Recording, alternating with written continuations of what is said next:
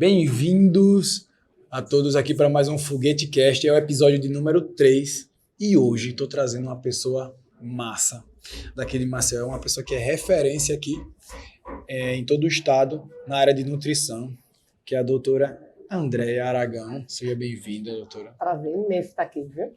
Então vamos lá. Falar só um pouquinho do currículo dela, um pouquinho, porque senão não dá para falar tudo aqui, pessoal. Já tem um podcast inteiro. Ela tem 23 anos de experiência, está atuando na nutrição estética e na saúde da mulher. Fundou o curso de graduação numa grande faculdade aqui de Maceió. Posso falar o nome da faculdade? SESMAC. Ela fundou a graduação de nutrição, coordenou durante 12 anos e hoje é docente e tutora do estágio curricular em nutrição clínica da faculdade. Continua trabalhando lá, então. Continua ainda. Isso. Mestre em Ciências da Saúde, especialista em nutrição estética e saúde da mulher, especialista em fitoterapia, especialista em nutrição clínica ortomolecular, que eu também tenho uma curiosidade sobre essa área também, e é fundadora do Instituto Andréia Aragão, né, que leva o nome dela, onde ela tem algumas nutricionistas lá, que ela é mentora delas também, não é? Ou seja, como falei para vocês, ela é referência aqui no estado, tá? Doutora, mais uma vez, seja muito bem-vinda. Nosso tema hoje, pessoal, obesidade, o que nunca te contaram. Um tema que a gente busca sempre aqui facilitar a vida das pessoas e que elas possam colher a informação direto de uma fonte limpa. Então, por isso que... Vamos embora? Vamos lá. Seguinte, doutora, mais uma vez, muito prazer tê-la aqui e eu acredito que esse podcast vai fazer bem a muita gente. Tá bom? Primeira pergunta. E aquela história que eu ouço desde pequena, de comer de 3 em 3 horas? Eu também aprendi assim. Aprendeu assim? E como é que tá hoje em dia? Me diz. O que é que acontece? A gente, quando fica, todo mundo chega no consultório ainda hoje, faz assim, eu tenho que comer de 3 em 3 horas. Eu não gosto de comer de 3 em 3 horas. Eu não tenho fome, mas eu tenho que comer de 3 em 3 horas. Na verdade, isso não existe de forma obrigatória para todo mundo. Isso não existe. Tá? Eu posso comer 3 vezes, eu posso comer 4, eu posso comer 7. O que existe, na verdade, é que eu tenho que ter um cuidado, porque existem pessoas que têm uma pretensão, digamos assim, a ter um alto consumo alimentar da tarde para a noite. Um volume muito grande nesse horário, que não é indicado. Né? Eu acho que no andar da nossa conversa aqui a gente vai falar um pouquinho sobre sono, sobre hormônio, e a gente vai ver que isso interfere. E alguns pacientes que têm algumas doenças, gastrite, refluxo, algumas doenças que precisam comer pequenos volumes várias vezes ao dia. Para essas pessoas, talvez seja necessário comer de 3 em 3, de 4 em 4. Mas isso não é uma regra para todo mundo. Aí a gente cai, eu acho que é uma coisa importante a gente falar hoje, né? Que cada um tem um DNA diferente, né? Tem uma digital diferente. Então não existe receita de bolo igual para todo mundo. Então eu falo isso porque desde muito cedo eu sou atleta, e sempre tinha essa questão, comer 3 horas, e às vezes dava até estresse, porque você tem que levar o tempo todo e estar preocupado com o relógio e tudo mais. Então, você quer dizer com isso, pode ser e pode não ser também. Exatamente. É para quem? É aquilo, não existe hoje na nutrição, hoje mais do que nunca. Eu acho que eu vi numa formação que no começo eu também aprendi assim. E aí a gente tacava, tem que comer, vai comer 8, né, 6 horas da manhã, 9 horas, tem que comer um lanche, mas eu não quero comer, eu não tenho tempo, não, tem que comer, entendeu? Então, assim, pulso. É a evolução, né, também traz isso, né, amadurecimento, evolução, estudo, ciência, faz a gente parar e pensar, peraí, como é que esse corpo funciona, por que ele precisa? Agora, se eu tenho uma necessidade de comer 4.000 calorias no dia, tenho um gasto muito grande, enfim, será que eu vou conseguir comer isso em 2 refeições? Entendi. Entendeu? Então, não necessariamente precisa ser de 3 em 3 horas. Mas será que eu vou conseguir dar essa demanda, dessa necessidade energética que eu tenho? Eu gasto muito grande de atividade, enfim, fazer isso só em uma refeição ou em 2, eu vou conseguir fazer isso? Vai ser benéfico para a minha saúde? É só nesse contexto a gente saber avaliar. Às vezes eu fico pensando que eu sou muito, confesso, irregular com a alimentação. Eu acho que eu como menos do que eu deveria. Apesar de ser atleta há muito tempo em diversos esportes, e eu geralmente, em média, faço 2 refeições no dia. Sei que eu tô errado, tô até aqui expondo até a minha vida aqui. E já teve provas que eu passei quase 3 horas nadando. e, tipo, por uma questão de querer sair logo da água, porque você está em mar aberto, entrar no escuro, nadar 10 quilômetros de mar aberto e, tipo, quero sair logo daqui. A primeira coisa que o cara faz é o quê? Cortar a nutrição, a hidratação durante... Isso, Não sei o quanto isso prejudicou no meu desempenho durante a prova, mas como a minha cabeça é muito boa para o sofrimento, aí eu consigo suportar bem a fome, a sede, a dor. E você falou algo bem interessante. A minha cabeça é muito boa, o meu corpo reage de um jeito. E isso que você está falando é interessante, só para a gente perceber que é preciso, quando eu vou fazer um atendimento, que eu conheça muito bem a sua individualidade. Como é a tua vida, como é que você faz? André, eu tenho o hábito de comer 2 refeições. E como é isso para você?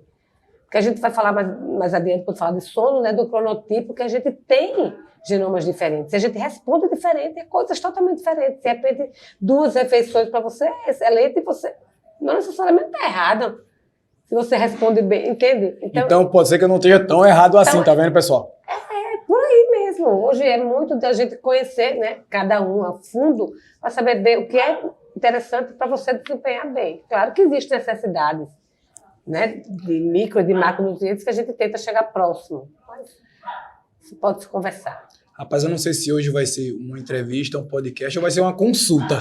Pelo que eu tô vendo aqui, eu tenho várias dúvidas e a gente vai discutir no decorrer do podcast. Você falou de um tema que me importa muito, e eu até repostei quando você postou, foi sobre o sono. Eu quando achei, aí eu li, passei do lado, eu digo, poxa, que legal. Aí eu peguei e repostei no meu stories para que as pessoas que me seguem acompanhassem também. E me fala desse sono. Quem dorme emagrece? O que é que acontece com o sono? Cada vez mais hoje se estuda muito, é o que chama de cronotipo, crononutrição, né? Se estuda muito hoje isso, né? Sobre o ritmo biológico. De que forma isso te impede de perder peso. Na verdade, seria mais ou menos isso, né? Faz você engordar, digamos assim, o não sono. O que é que existe? Cada um da gente tem um cronotipo. O que é o cronotipo?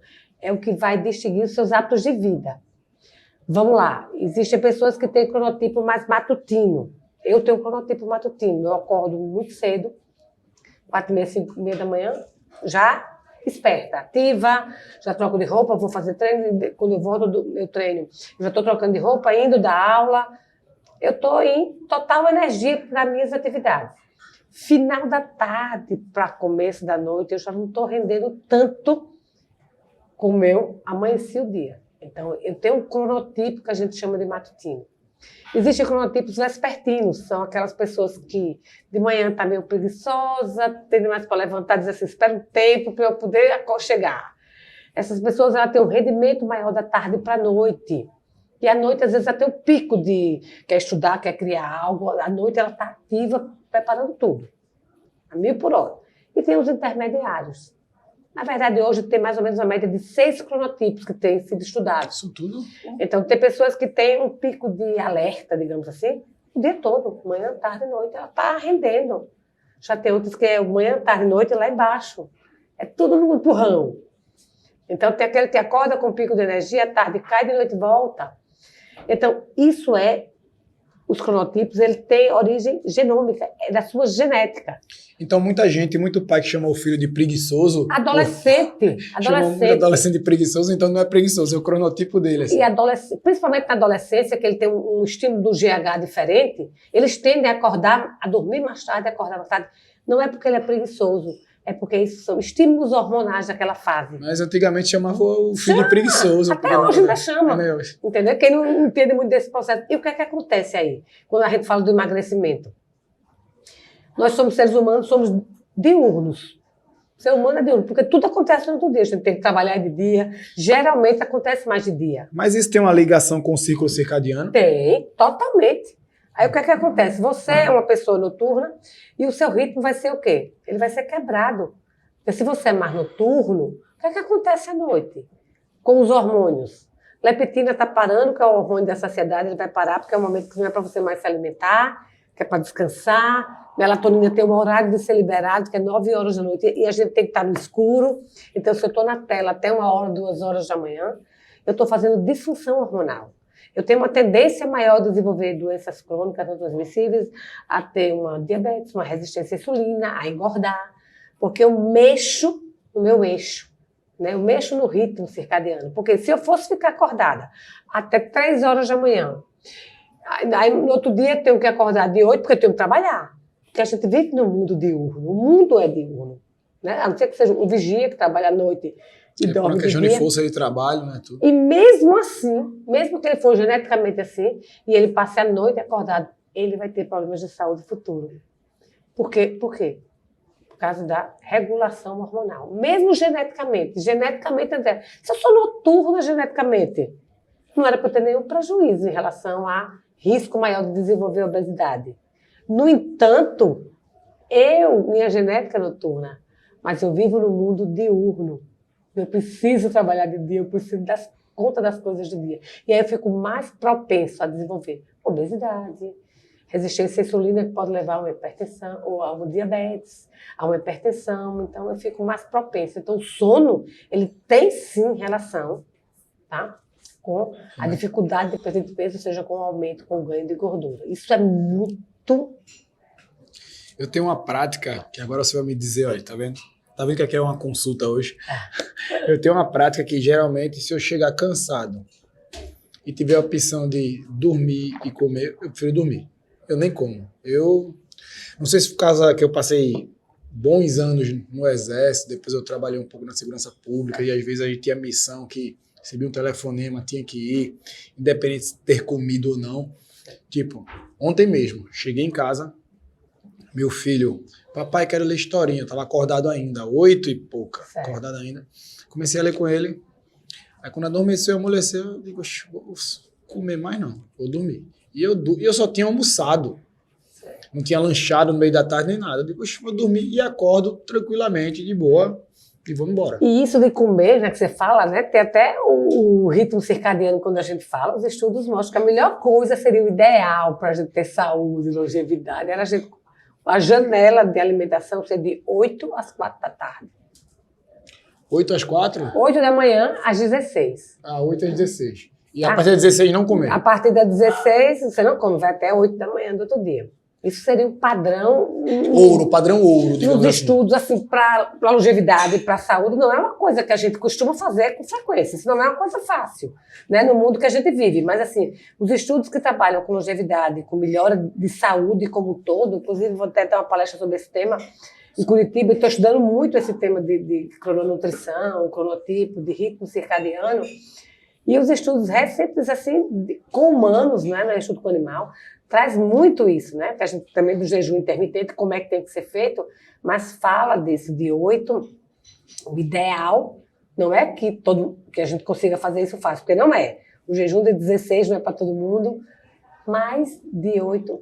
Rapaz, eu confesso que eu não consigo fazer tranquilamente isso aí. Porque geralmente eu não consigo almoçar meio-dia, eu almoço 3, 4 horas da tarde. E às vezes eu estou cansado, eu digo, vou dormir, não quero nem comer. Eu também consigo fazer isso de uma forma. Porque, tipo, o que é que eu penso, assim, dentro do conhecimento da educação física, dos cursos que eu já fiz, assim, eu vou comer próximo da hora de eu dormir, eu vou estar disputando, o meu organismo vai estar disputando em me relaxar e a digestão ao mesmo tempo. Exatamente. Aí eu prefiro dormir e bebo água e pessoas dormir. Que comem muito à noite, o que é que elas fazem? Não tomo café da manhã, não. Consigo tranquilo fazer jejum até meio-dia. Porque comer demais. Comer até 1 hora da manhã. Até o pé da mesa. Até 1 hora da manhã. Então, assim, essa mudança, né, no ritmo circadiano mexe muito com a saúde. E falando de ciclo circadiano, como você linkou também com essa questão da alimentação, comendo uma janela entre 8 da manhã e 4 da tarde, também tem a ver com o ciclo circadiano, que eu creio que antigamente a gente acordava muito cedo e saía. E quando anoitecia, na época que não tinha energia elétrica, na época que a iluminação era mais complicada, a gente se recolhia no entardecer ali, 4, 5 horas. Exatamente. E o relógio, né, biológico, na verdade, ele trabalha justamente com o ciclo da luz e da escuridão, digamos assim. Né? Então, é quando vai escurecendo, é para você estar caindo, decaindo e relaxando. Mas hoje a gente vive numa sociedade 24 horas na tela. Né? Então, assim, a pessoa fica lá, né? A gente fica até não sei que hora, tem gente que fica até a madrugada toda. Quantas pessoas estão com problema a gente recebe no consultório?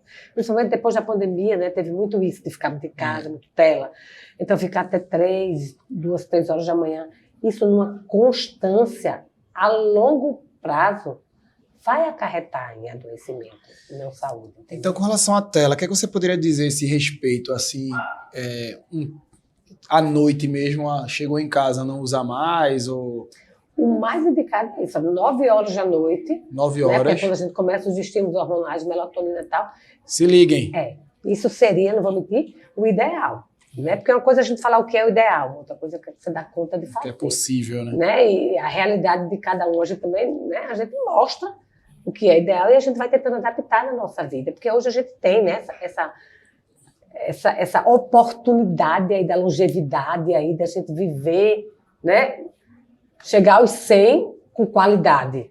Quando eu digo com qualidade, é levantar, ter força para levantar, para caminhar, ter autonomia para fazer uma atividade, cognição boa. Né? A gente sabe que hoje tem muita coisa, muito estudo que mostra. Às vezes a gente sabe a receita, mas a gente está no mundo desenfreado e a gente não dá conta de prestar atenção nesses detalhes, entendeu? Você falou desses objetivos. Eu sempre, desde de novo, traçava alguns objetivos e ia sempre buscando eles.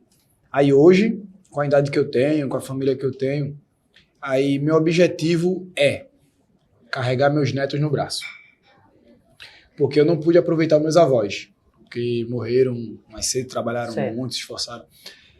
Aí isso termina mexendo com a minha alimentação, termina mexendo com o quanto de horas de sono. Eu calculo, se eu dormir agora, eu vou acordar tal hora, quantas horas de sono eu vou dormir. Eu fico calculando assim, minha médica de foguete, no mínimo 7 horas, por favor, tente 7 horas. Porque eu, se deixasse, eu dormia 4 horas, geralmente 5 horas. E assim, aí meu objetivo, carregar meus netos no braço. Porque se eu for focar em estética, exatamente, para mim é muito, como é que eu posso dizer? É frágil. É frágil, é um objetivo frágil para mim, se eu pensar em estética. Porque muita gente pensa em estética também, mas tipo assim, não tem paciência de aguentar o processo e vai por outros meios que às vezes não é tão saudável. Isso é Entendeu? Aí o que acontece? Como eu tenho um objetivo, eu acho que de realização, tipo assim, poder ter força para carregar meus netos no braço futuramente, eu acredito que a caminhada, a jornada é mais gostosa. Isso. Porque eu sei que eu vou construindo. Porque isso é propósito, né? Eu acredito que a gente precisa saber o que a gente quer. Hoje eu fico, às vezes, recebo também muitas pessoas que vêm de tratamentos assim, que eu fico muito triste. Né? No mundo de hoje, onde a gente tem a oportunidade, como eu disse, de viver com mais saúde e mais tempo, né? Fazendo loucuras só para a estética, depois começa a acontecer um monte de problema, mas não dá mais, poxa. É tipo aquele diabético que chega para você e você explica que ele precisa diminuir o consumo de açúcar, tal, e ele não está nem aí, está bebendo, está fazendo tudo errado. Está lá, descompensado. De repente ele liga para você, né? E amputou uma perna. E ele faz, eu dava tudo para ter voltado, eu queria ter escutado. Não dá mais, cara, sabe? Então, a gente tem que saber o que a gente quer e o resultado vem, sabe? A estética, eu acho que ela é consequência do bom hábito, da boa alimentação, da atividade física, do cuidado com o sono. Não vem em 15 dias. Você passa a vida toda fazendo tudo errado, aí você quer chegar lá e quer em 15 dias tá bem, né? Com a percentual de gordura lá embaixo, tal, né? É algo a se pensar. Talvez isso a gente pense mais quando a maturidade vem mais, né? Talvez quando você é mais jovem, a gente quer realmente, né? Tá lá na praia, tá de uma forma, né? Eu venho de uma geração que era diferente. O mundo, quando eu tinha 20 anos, né? É bem diferente, né? Do mundo de hoje. Eu estava me lembrando também que não só a nutrição, mas outras coisas também, ela demanda um prazer imediato. E esse prazer, essa conquista imediata, ela traz esses malefícios, tipo, a nutrição, a alimentação, a sentar à mesa, ele está incluído na sociedade desde que o mundo é mundo. Isso. Não é? Só que nos dias de hoje, não sei a diferença da comida para alimentação, você pode falar melhor para mim sobre isso. E tipo, tudo tá muito fácil, tudo tá muito à mão. Todo local que você vai hoje em dia tem comida. Todo local tem alguma coisa. E geralmente... Um apelo também, né? Um apelo muito grande e, consequentemente, não tão boa qualidade. Né? Minha esposa até fala, tipo assim, ela às vezes quer comer alguma coisa, eu digo, você quer? Eu digo, não. Aí conversa um pouquinho, parará, você quer? Eu digo, já respondi que não. Porque, tipo, eu não tenho duas conversas, não é por causa que eu não falei não. Não É influenciado por, não é porque aquela comida... Porque, como eu falei pra você, aquele objetivo. Eu falei com meu filho quando nasceu, ele tem 3 anos, eu falei pra ele assim, pra ele não, eu falei pra mim mesmo, quando ele nascer, eu não tomo mais refrigerante. E eu não era um consumidor de refrigerante, tipo assim, uma festa, um final de semana, um churrasco, alguma coisa, eu tomava refrigerante, normalmente, não tomava em excesso. Mas eu pensei comigo assim, quando ele nascer, vou fazer um marco, não tomar refrigerante. Aí eu fiz isso, e tipo, falei pra mim mesmo, e eu não tomo mais refrigerante desde que ele nasceu. Por quê? Pensando no meu neto. Pensando em ter mais saúde. Não que as coisas acontecem no mundo, que às vezes a gente, né, por uma questão, sei lá, da vida, a gente pode adoecer por uma série de coisas. Mas, tipo, eu faço a minha parte. Isso depende. Não quer dizer que se a gente se cuida, o mundo tá aí, tem coisas que fogem da nossa alçada, né? A gente não tem... exatamente. Como lá de cima, a gente não pode. Mas, assim, o que a gente pode fazer, né, para se manter mais saudável, dentro do que a gente conhece, o que a gente tem consciência do que a gente tem, eu acho que a gente pode fazer e deve fazer, mas isso são escolhas, né? E a gente não pode escolher pelo outro, né? Eu estava vendo um estudo que a gente, em média, faz 35 mil escolhas no dia. Umas mais conscientes, outras menos inconscientes, outras por hábito, que às vezes a gente nem sabe o que está fazendo e está fazendo.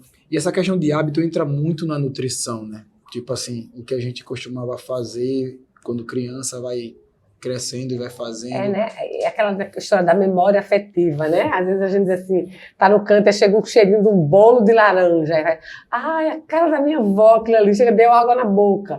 Porque a comida, ela tá relacionada com sentimentos, tem muita coisa ligada, né? A alimentação em si, muita coisa envolvida nisso aí.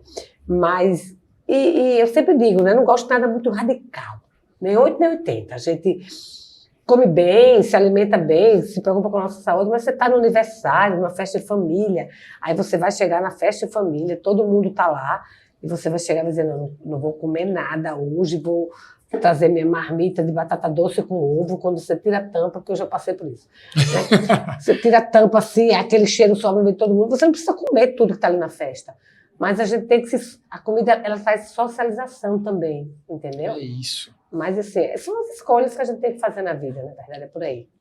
É tipo assim, cada um tem uma maneira de agir, mas, tipo, numa festa mesmo, ou eu como em casa, ou eu não como. E também não faço alarde nenhum. Não tô lá sentadinho. Eu também como em casa, procuro uma coisinha mais leve para eu estar comendo ali, tô comendo, não precisa ninguém estar percebendo, entendeu? É isso que eu costumo fazer também. E sobre água. Tem um mito aí, né, que dizem que água emagrece. Me fala aí um pouquinho sobre isso. Não é que ela emagrece, mas de forma indireta ela até ajuda, vamos pensar assim, se a gente imaginar que a água, ela faz parte de várias reações metabólicas do corpo. Para que aconteça várias reações no corpo, precisa de água. A água não vai, de forma direta, emagrecer, mas a água, ela transporta nutrientes para o músculo, a água ajuda no processo de detoxificação, a água ajuda na saúde intestinal. Então, quando a gente pensa na água, né, como um condutor dentro do corpo, de alguma forma ela não emagrece, mas ela ajuda o funcionamento do corpo de uma forma melhor. E se meu corpo funciona melhor, automaticamente eu vou responder melhor. Entendeu? Sim. Então, assim, né, a água não emagrece, mas ela, né, faz parte de processos metabólicos. 70% do corpo da gente é água. Então, aquela história de tomar 35 a 40 ml por quilo de peso de água, isso é... Acho que eu passo dessa cota aí. Acho que eu passo um pouquinho. Agora, prejudica o nosso sono, essa acordada para ir ao banheiro? Depende. Hoje mesmo eu atendi um paciente assim, André, eu acordo 4 vezes à noite para ir ao banheiro. Não, esse não dorme. Né? Aí eu disse, então você não dorme bem. Né? Eu disse, então você não tem insônia, mas você não tem um sono contínuo, porque isso também é importante. Lembra que eu falei dos hormônios que são, né? Então, cada vez que eu acordo, é como se estivesse quebrando um ciclo. Aí eu me levanto e volto, vai começar a ficar... Então, assim, não é natural. Por mais que eu tomo muita água. Eu tomo 2,5 litros a 3. Se não tomar mais, assim, 2 litros e meio que eu tenho em meta, né? realmente, assim. Que eu controlo, porque tem o resto que é do controle, né? As garrafinhas que eu controlo, depois a gente perde o controle. Mas, assim, eu não me acordo à noite. Eu não me acordo. Eu durmo 9h30, 10 horas e acordo 4h30, 5 horas. Relógio, não precisa nem botar despertador. Já acordo. Bem, né? E não acorda, irmão? Uma vez ou outra, assim, muito esporadicamente, digamos, eu acordo para ir ao banheiro. Mas, assim, eu não me lembro quando, entendeu? Então, não é uma coisa com frequência. Mas uma pessoa que acorda 3, 4 vezes, isso não é para ser assim, entendeu? Você acorda 3, 4 vezes para ir ao banheiro. Ah, mas eu volto, deito e durmo. Aí Mas quando quebrou, você está pegando sono, mas você quebra, entendeu? Então você tem que entender por que está acordando 4, 3 vezes para o banheiro. O que está acontecendo? Ou será que se eu bebesse água a última vez um pouco mais cedo ia ajudar? Não sei também. Porque eu me acordo pelo menos uma vez para ir ao banheiro. Sim, uma vez. Uma vez, no máximo, para ir ao banheiro. Aí eu fico pensando às vezes, será que é melhor beber um pouco antes para não quebrar essa questão do Você sono? toma água até muito tarde. Eu paro de tomar água mais ou menos 18 horas por aí. Do meu consumo, eu tento parar para, entendeu? Não ficar. Sim. Vou ficar no computador até 9 horas, se ficar com mais uma garrafa. Não, aí eu já não fico. Tá. Vou tentar seguir essa dica aí de não beber tanto à noite aí para ver se eu consigo. Porque eu queria realmente não quebrar. Apesar de ser bom de cama, eu deitei. E você Se eu disser assim, uma ó, vez, vou dormir, eu fecho o olho e É. durmo. Eu sou assim. Graças a Deus, problema de isso é sono.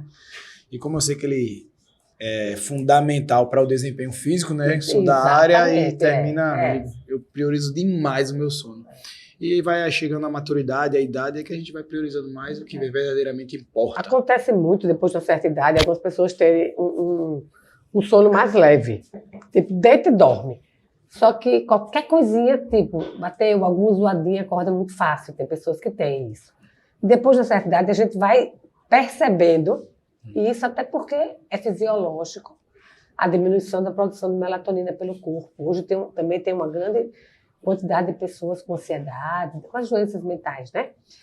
Era o que eu ia falar. Exatamente. E quando acontece isso também, né, essas pessoas têm dificuldade de produzir serotonina, e a serotonina, se ela está deficiente, eu também não produzo melatonina, porque a serotonina é precursora da melatonina. Então, uma coisa, então, se eu sou ansiosa, eu não tenho serotonina. Se eu não tenho serotonina suficiente, eu também não vou ter melatonina. Meu sono vai estar prejudicado e a cadeia vai acontecendo.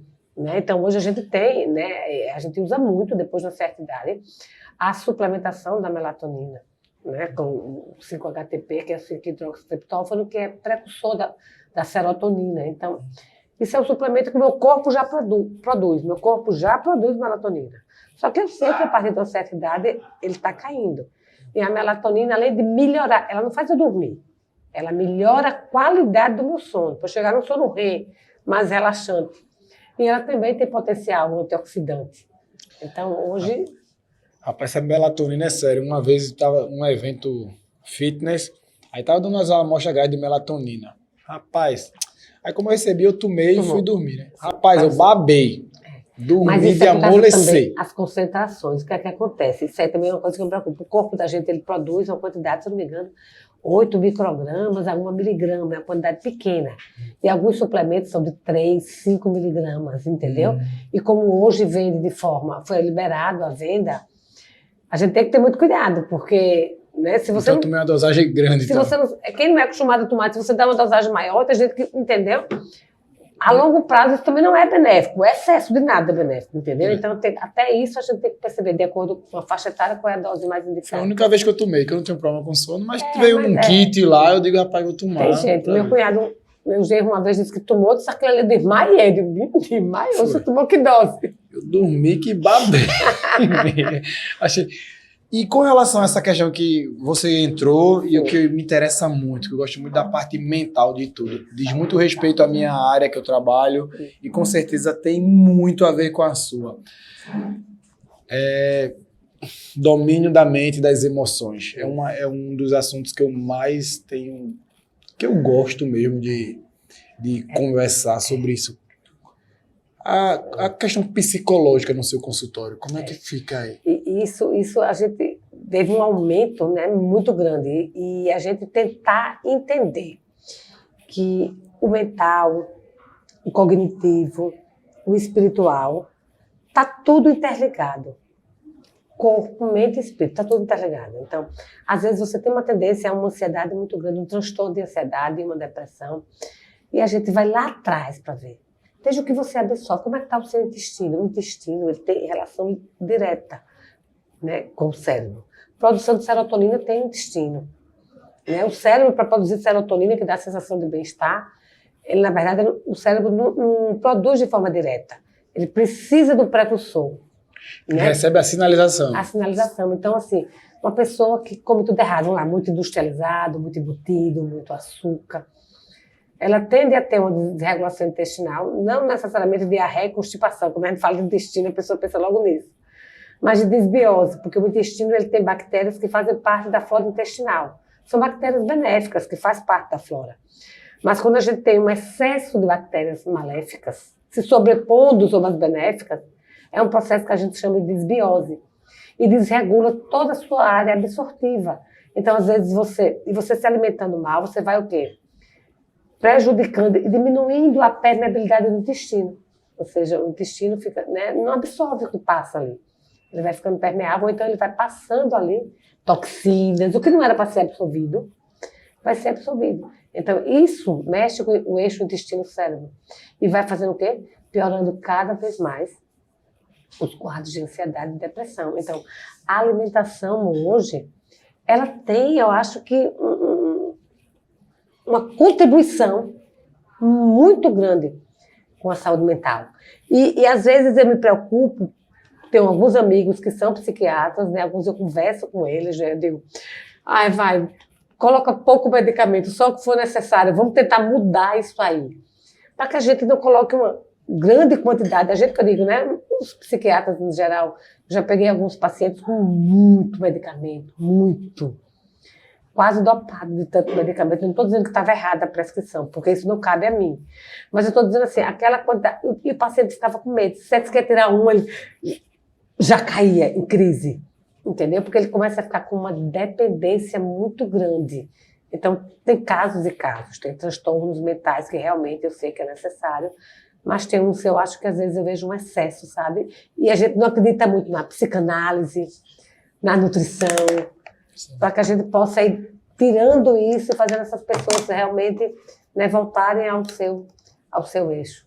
Às vezes eu fico pensando com relação à prescrição de medicação, que tipo, às vezes, né, também não sou da área, mas tipo, às vezes eu vejo que a medicação ela trata o problema e não a causa. A causa, exatamente. Eu falo muito sobre isso, né? Porque quando um paciente chega para mim, eu vim para emagrecer. Qual é o seu objetivo na consulta? Eu quero emagrecer.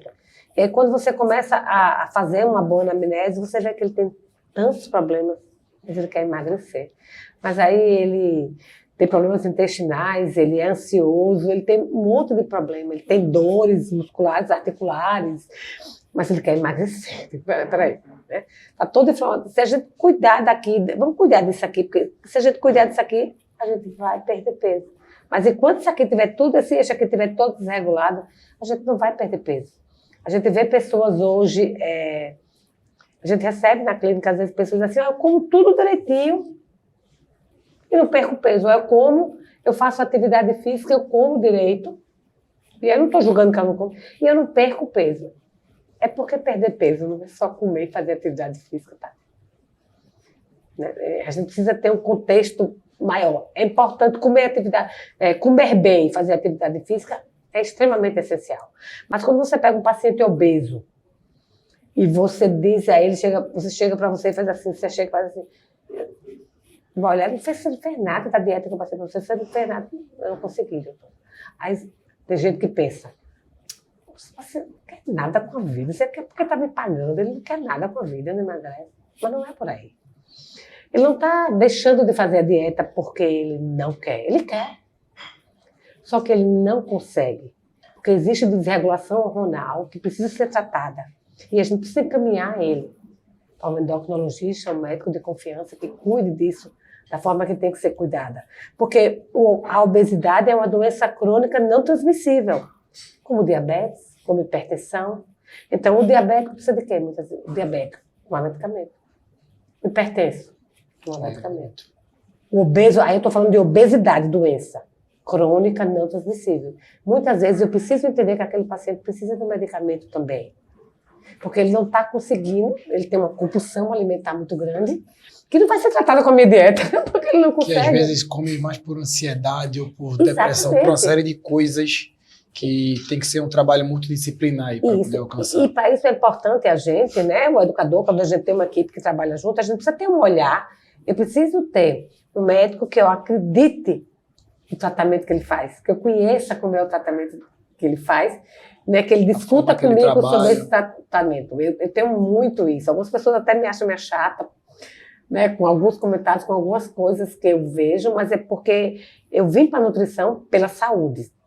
Eu trabalho com nutrição estética, mas nutrição estética não é a estética que a gente pensa de ser magra. Eu trabalho com a nutrição estética que eu trabalho é preparar um paciente para uma cirurgia plástica, com os nutrientes necessários para melhorar a cicatrização, paciente que está com alopécia, com queda capilar, isso é estética. Queda capilar? Paciente que tem acne, né? Muita acne, né? Que toma... E a estética é isso, entendeu? Porque a gente pensa, a estética a gente pensa só no corpo, né? Ter um corpo legal. Mas você falou aí de um fator muito interessante, porque a mente está tudo ligado, né? Tudo está ligado. A gente não funciona sozinho, vou tratar só da ansiedade e vou deixar aquilo ali. Está tudo, o corpo é interligado, é uma teia de inter-relação metabólica. Às vezes, dentro de vários alunos que passam por mim ou na academia, às vezes não é nem aluno particular, é aluno mesmo do local onde eu estou, aí eu, às vezes eu vejo falando da nutricionista, falando mal da nutricionista. Aí eu chego e pergunto, quantos por cento você fez essa dieta? Ah, não sei o que, eu fiz uma semana, fiz não sei o que. Olha, é o seguinte, vamos fazer assim, em vez de você falar da nutricionista, faça 80%. Aí depois você me diz se essa sua atitude, sua fala vai ter veracidade nela mesmo, ela vai ser real. Porque falar de uma coisa que você não fez, porque às vezes eu acho que você pagou, que é o resultado. Que é o resultado, exatamente. Ou a mim, né, na minha área, ou na sua área. E tipo... Não depende de mim, né? Eu peguei um aluno, tipo assim, foi para 4 nutricionistas diferentes. E sempre assim, não, aquela não é boa, fui para essa que disseram que era boa. E foi para essa que disseram que era boa. E tipo assim, e você passou pelo menos 2 meses fazendo regradamento que estava lá? Não. Diga aí que você quer graça. Não tem como. As pessoas querem ser emagrecidas. Transferir a responsabilidade. Exatamente. Aí que eu fico de cara isso, pô. Acontece muito isso, muito, muito, muito. As pessoas querem, passou a vida toda engordando, a vida toda, e agora chegou aos 50 anos, e chega para você, ai, não sei o que está acontecendo, olha a minha barriga. Né? E quando você pega essas pacientes, eu atendo muito mulheres, e nessa faixa etária, talvez porque se identificam comigo, né? As pessoas, né, veem você nessa faixa etária e acontece muito isso na nutrição, sabe? E aí eu atendo muitas mulheres nessa fase e às vezes elas chegam, uma mulher linda, viu? Uma mulher bonita, tá tudo em ordem. Eu tô com a barriguinha daquele tamanho que você não tá vendo quase nada. Ela tem 50 e poucos anos, então eu tô com essa barriguinha e poxa, você tem 50 e tantos anos, você quer ter a barriguinha. Qual a referência que tá usando? De 20 anos, não dá, meu irmão. Se você visse a minha barriguinha de 20 anos, eu não vou ter mais aquela. Então, eu tenho que entender que a beleza dos 20 é diferente da beleza dos 30, dos 40, é diferente da beleza dos 50, dos 80. A gente tem que ter isso muito claro. Você pode ser belo com 50, mas a sua beleza dos 50, ela não vai ser a beleza dos 20. Entendeu? E as pessoas estão meio loucas com isso, entendeu? Então, a mulher era linda, ela estava frustrada por causa de uma barriguinha que eu não conseguia enxergar. Diante de um contexto E as referências realmente são erradas muitas vezes, né? Tipo assim, usam uma referência que não é real. Né? Na internet ainda tem isso. Não é isso, às vezes eu conversando com os amigos, com os alunos, falo, poxa, quem é essa menina? Não é aquela que não sei o quê. Eu digo, não. Não, a que tá aqui no Instagram não é essa, não. Não. Aí quer dizer, isso termina minando a mente de muita gente. E o perigoso é quando eu fico para morrer, quando eu vejo profissionais, às vezes, nas redes sociais, lá vai dar polêmica, nas redes sociais, e chega e faz assim, olha, aí mostra o corpo, né? Bota o biquíni, bota o corpão para jogo e faz assim, dieta e atividade física. Em 30 dias mudou o corpo totalmente. Totalmente. Assim, aquela mudança radical. Nada contra se você quer fazer uso de, entendeu? E anabolizante, nada contra, cara. Mas, poxa. Mas não percebe o peso que está levando para aquela audiência que está ali. Audiência, é isso que deixa a gente entender. Porque, assim, poxa, não precisa dizer que está tomando ou não tomando, não diga nada. Mas você vai dizer assim, olha o meu shape, só dieta e atividade física. A gente que trabalha com isso, a gente sabe. A gente transforma, a gente ajuda muito, melhora muito, mas tem coisas que quem conhece sabe. Né? Verdade. Infelizmente, a gente vai ter que ficar por aqui hoje, Tranquilo. mas eu vou trazer ela de volta, porque aqui tem um conhecimento. Eu converso muito, Nada, tá ótimo aqui. E assim, doutor, espero que fico muito feliz por você estar aqui hoje. Queria que você falasse um pouco, deixasse suas redes sociais para o pessoal acompanhar você. É um prazer imenso estar aqui, tá, gente? Minha rede social é @AndréAragãoNutri. Né? Meu Instagram é o que eu mais uso hoje em dia, é o Instagram mesmo. Né? E estou lá no Instituto para quem precisar. E é isso, segue ela lá, que sempre tem muita informação relevante no Instagram dela. Tem um instituto aqui em Maceió. Se você está assistindo a gente que é de fora, que quiser vir se consultar aqui também em Maceió, só vem procurar esse instituto. Obrigada. Tá bom? Agradecer a Jóticas Rio Brancos, Cia dos Frios, Mamute Store e a Grano Padaria, que sempre está com a gente aqui. Tá bom, pessoal? Fiquem com Deus e até a próxima. Valeu.